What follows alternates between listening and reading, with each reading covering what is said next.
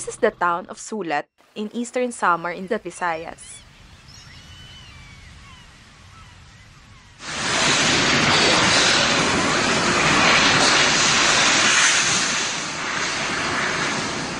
When Yolanda or Typhoon Haiyan hit in 2013, the people lost a lot.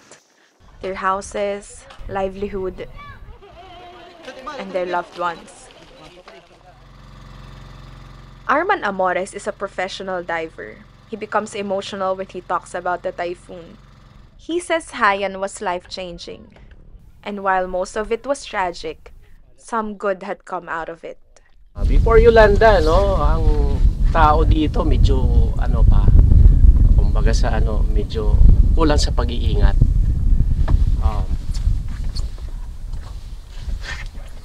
Malaki ang pinagbago nung pagkatapos ng Yolanda. Sorry na, nagigibos yung lala ko dahil marami ako kapag-anak na nadamay.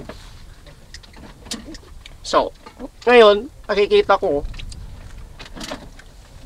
medyo disiplinado na, in particular dito sa Eastern Samar. This is Sofia Zacate. She was 15 during Haiyan.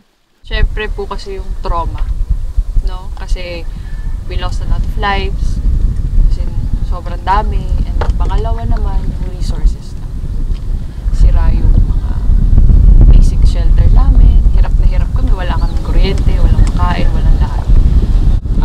Sa ibang areas nga, nagmunting na eh, muntik na mag-anarchy, so talagang nauntog kami. Kasi yung impact yung nangyari sa amin, dala ko nga ng climate change. In May 2023, Sulat conducted a cleanup dive. A first for the town, where it teamed up with the provincial government and other municipalities.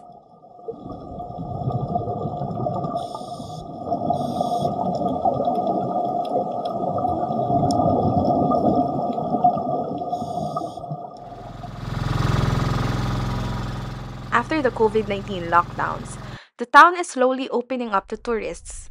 They now have a new appreciation for the environment. Yung mga mahilig sa outdoor, kasi sila yung nandun eh. Sila yung nakakita. Like for example, kami pag umakyat kami na mabundok, pumunta kami ng mga dagat, so nakikita namin yung nangyayari.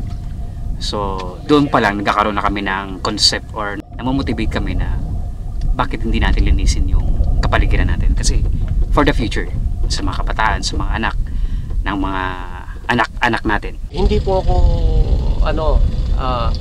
nawawala ng pag-asa. Nagkakaroon ako ng malaking pag-asa pagdating sa diving sa lugar namin dito, in particular sa buong Eastern Samar.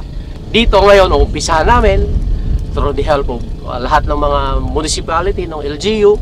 Sabi ka pa nga hand in hand. It's a first step to ensure that the resources they have now are protected and will be sustainable, despite the impact of climate change. Not just for themselves, but for future generations. Jaira Rojas Rappler, Sulat, Eastern Samar.